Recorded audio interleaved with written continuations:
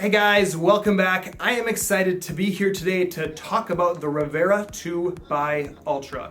If you know anything about me, I'm a big fan of Altra running shoes, and you saw in this video that I reviewed the first edition of this shoe just a little while ago, and just a quick recap, I wasn't a huge fan of the first edition of this shoe. I thought it was kind of a middle shoe between the Torin, which is a big favorite of mine, and the Escalante, which is a super light racer. I just thought that it was kind of hanging out in no man's land. I wasn't a big fan. Plus, it was kind of narrow, so it wasn't my first choice of shoes. But we have to look at this new edition because there are some good updates that I think that are worth noting. Straight out of the box, one thing that I like to look at is the upper material, and this is now made out of mesh material that replaces the tighter knit material from the first edition.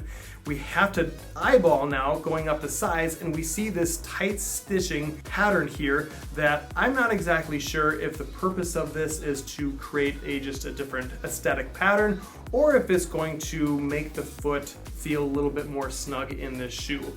We have to follow that stitching all the way back to the heel cup, and we see that there is less of a structured heel cup on this edition compared to the first edition, and I think that structure was just taken up by some extra stitching. This definitely is a light shoe, and of course I have to measure it myself, and this weighed in at 8.22 ounces, which is actually lighter than the previous version by 0.14 ounces. Now, that doesn't make too much of a difference, but it's definitely worth noting. You have to wonder where they shaved a little bit of that material off, and I think it probably came from that mesh upper. We also have to look at the sole, because usually that's where some companies will steal some weight from, and this is the exact same sole, the exact same pattern compared to the previous model. What are some other similarities? Well, we have to look at the nice squishy tongue, which is a big favorite of mine. I'm not a big fan of those flatter tongues that Altra sometimes likes to put in their shoes, specifically the Torin, but they kept the same exact tongue with this. The eyelets are the same. We have the flat laces in there, and if you know anything about me, you know I'm not a big fan of the flat laces. Most of the time when I do shoe reviews like this, I like to go into it without any prior knowledge or anything like that. I like getting things straight out of the box, putting it on, see how it feels. There were some online reviews that I did look at that people were screaming that this shoe was narrow, just like the first edition, and some people even thought that it felt even narrower.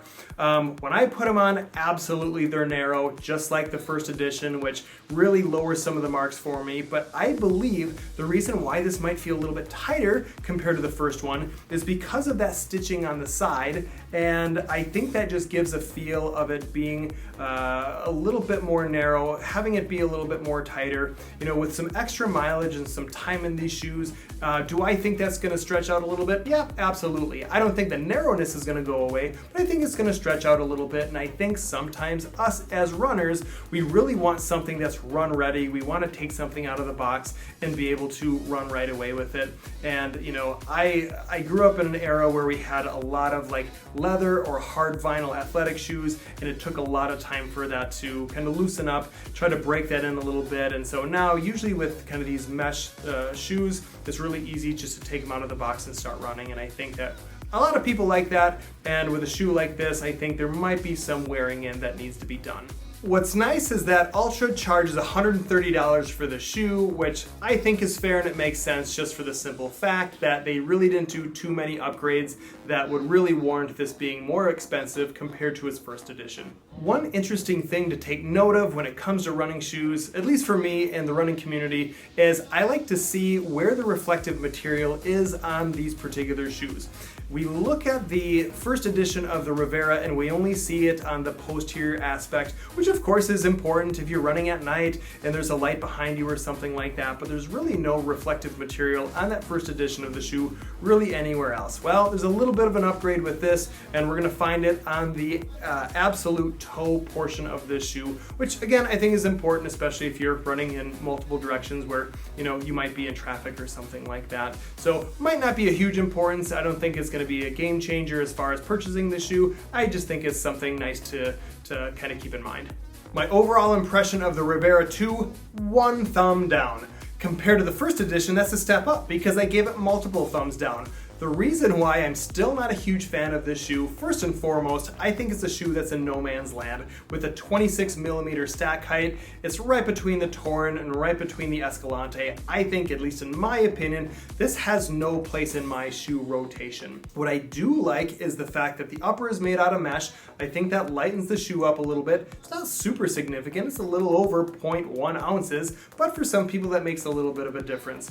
But I really like the stitching that they put on the side. I like the fact that they didn't do too much with the sole. A lot of times companies will monkey around with that, but I'm a big fan of the nice squishy tongue that I think that they should put into the Torn. That's my personal opinion. But again, I think this is, something that I wouldn't recommend to patients necessarily. It just depends on their very specific application for using this running shoe. But there you have it, folks. Thanks for tuning in. I have plenty of other videos around, so stick around and we'll see you guys on the other side.